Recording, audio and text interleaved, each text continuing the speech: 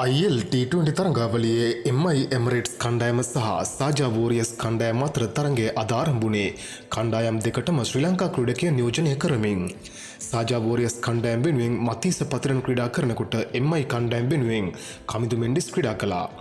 තරඟයේ කාසිවාසී ජයග්‍රහණය කළ MI කණ්ඩායමේ නායකතුමා තීරණය කළේ මුලින්ම පන්දු යැවීමටයි.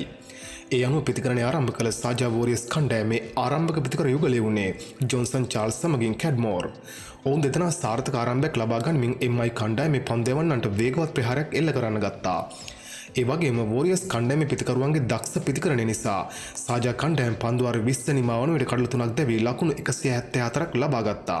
මෙහිදී සාජා කණ්ඩායම වෙනුවෙන් ජොන්සන් චාල්ස් පන්දු 53කදී 6 පාර 4ක් හා 4 පාර 7ක් සමගින් ලකුණු 77ක් ලබා ගන්නකොට කැඩ්මෝර් පන්දු 32කදී ලකුණු 30ක් ලබා ගත්තා.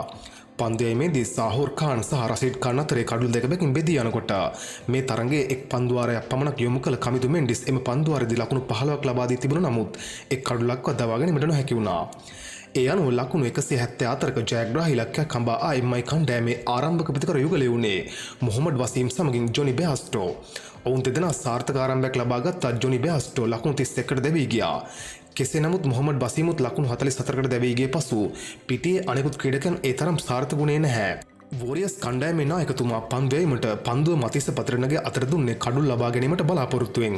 මතීස යවපු දෙවන පන්දු වාරයේදී එංගලන්ත ක්‍රීඩක ටොම් බෙන්ටන් ලකුණු 11කට දවා ගැනීමට මතීස පතිරණ සමත් වුණා.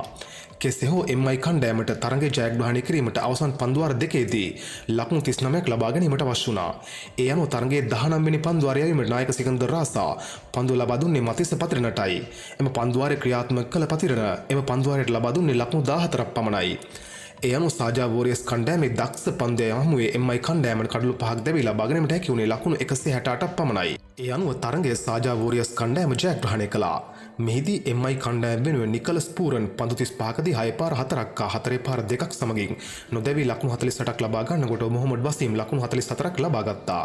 ඒ වගේම පන්දු යැවීමේදී වෝරියර්ස් කණ්ඩායම වෙනුවෙන් ජුනයිඩ් ලකුණු 35ට කඩලු 2ක්ද, නායක සිකන්දර් රාසා ලකුණු 15ට කඩලු 2ක්ද, මතීස පතිරණ ලකුණු 41ට එක් කඩුල්ලක්ද බිඳහෙළුවා.